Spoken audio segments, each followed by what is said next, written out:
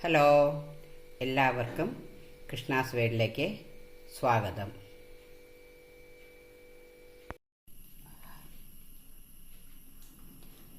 ഇന്ന് ഞാൻ വടുകപ്പുളി നാരങ്ങ, അറിയുമല്ലോ, വലിയ നാരങ്ങ. നേരത്തെ ഞാൻ കണ്ണിമാങ്ങ പോലെ അച്ചാറിട്ട് കാണിച്ചിരുന്നു. ഇത് ഞാൻ സദ്യ സ്പെഷ്യൽ ഉണ്ടാകുന്ന അച്ചാർ പോലെ ഉണ്ടാക്കാനാണ്. അതിന് വടുകപ്പുളി നാരങ്ങ അത് ഞാൻ മുറിക്കുന്നതിന് മുമ്പ് വീഡിയോ എടുത്തില്ല. ഇത് ഏകദേശം ഈ വലുപ്പത്തിലുള്ള ഒരു വടുകപ്പുളി നാരങ്ങയാണ്.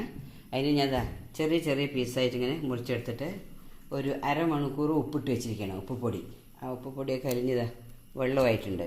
ഇനി നമുക്കിതിനെ തയ്യാറാക്കാൻ എന്തൊക്കെയാണ് വേണ്ടതെന്ന് നോക്കാം. കായം വേണം. കായം ഒരു മുന്തിരിങ്ങ വലുപ്പത്തിലാണ് ഞാനത് വറുത്ത് പൊടിക്കാൻ വേണ്ടി പരത്തി വെച്ചിരിക്കുകയാണ്.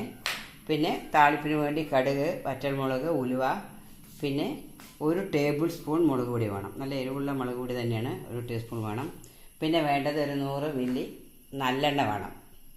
100 150 മില്ലി ആയാലും കുഴപ്പമൊന്നുമില്ല. നമുക്കിനി ഇതെങ്ങനെയാണ് തയ്യാറാക്കുന്നതെന്ന് നോക്കാം. ഇനി അച്ചാർ എങ്ങനെയാണ് തയ്യാറാക്കുന്നതെന്ന് നോക്കാം. ഞാൻ കായം കാണിച്ചു തന്നല്ലോ. ആ കായം ഞാനതിൽ വറുത്തെടുത്താണ്. അതിൻ്റെ പൊടിയാണ് ഇതിൽ കാണുന്നത്. അതിന് ഞാൻ ഇതിലിട്ട് ഇടിച്ച് പൊടിയാക്കി വെച്ചിട്ടുണ്ട്. ഞാൻ എപ്പോഴും അപ്പഴത്തേക്ക് വേണ്ടത് അപ്പോൾ ചെയ്യുള്ളൂ, അല്ലെങ്കിൽ അതിൻ്റെ മണവും ഗുണമൊക്കെ നഷ്ടപ്പെടും. ഇത് ചീൻചട്ടിയിൽ ഏകദേശം 100 മില്ലിയുടെ നല്ലെണ്ണയാണ് ഒഴിച്ച് വെച്ചിരിക്കുന്നത്.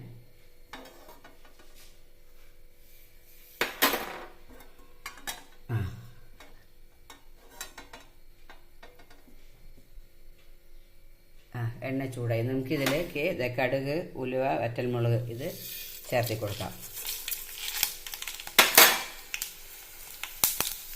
ഗ്യാസ് ഒന്ന് സിം ചെയ്ത് വെക്കണം. പൊട്ടാൻ തുടങ്ങി ഗ്യാസ് സിം ചെയ്യണം.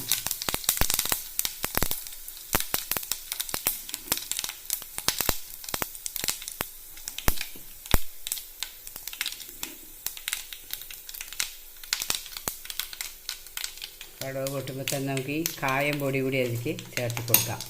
എന്നിട്ടൊന്ന് ഇളക്കി കൊടുക്കാം.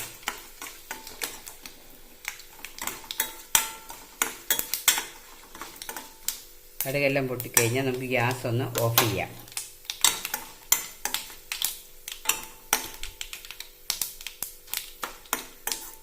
ഇനി ഇതൊന്ന് സ്വല്പം ഒന്ന് തണുക്കട്ടെ.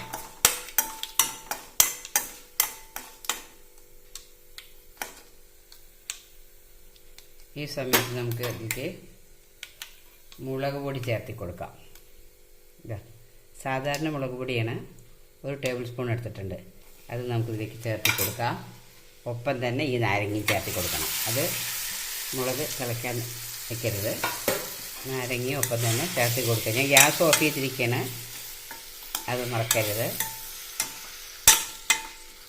കാരണം ഇത് ചൂടാക്കാൻ പാടില്ല അധികം.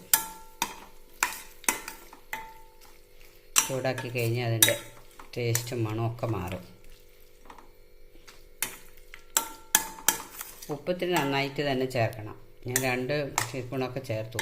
ഇത് കഴിയെ നാളെ എടുത്ത് നോക്കുമ്പോൾ ഉപ്പ് നമുക്ക് കുറവ് തോന്നും, കാരണം ഈ നാരങ്ങയുടെ പുളി കാരണം. അപ്പോൾ അതുകൂടി നോക്കിയിട്ട് നമുക്ക് ഉപ്പ് പാകം പോലെ ഇട്ടിട്ട് വേണം എടുത്ത് വയ്ക്കാൻ. ഇത് നിങ്ങൾക്ക് ഇന്ന് തന്നെ ഉപയോഗിക്കാം, വെക്കേണ്ടത് താമസമില്ല. കാരണം ഞാൻ അരമണിക്കൂർ മുമ്പ് തന്നെ ഉപ്പ് ചേർത്ത് വെച്ചതാണ് നാരങ്ങയിൽ. ഇനി നമുക്കിതിലേക്ക് വേണമെങ്കിൽ കുറച്ച്, ഞാൻ സാധാരണ ചേർക്കാറില്ല എങ്കിലും തിളപ്പിക്കാത്ത കാരണം വേണമെങ്കിൽ ഒരു ടീസ്പൂൺ വിനാഗിരി ഒഴിച്ച് കൊടുക്കാം. അതിൻ്റെ ആവശ്യമില്ല. പ്രത്യേകം ശ്രദ്ധിക്കണം, ഇതൊക്കെ ഇട്ട് കഴിഞ്ഞ സമയത്ത് ഗ്യാസ് ഓഫ് ചെയ്ത് വെക്കേണ്ടതാണ്. ഇത് അധികം വേവിക്കാനും പാടില്ല.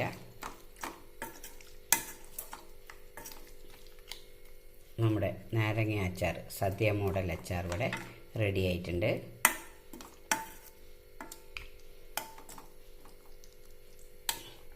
ഇഷ്ടപ്പെടുകയാണെങ്കിൽ കമൻറ്റ് ബോക്സിൽ കമൻറ്റ് രേഖപ്പെടുത്തണേ.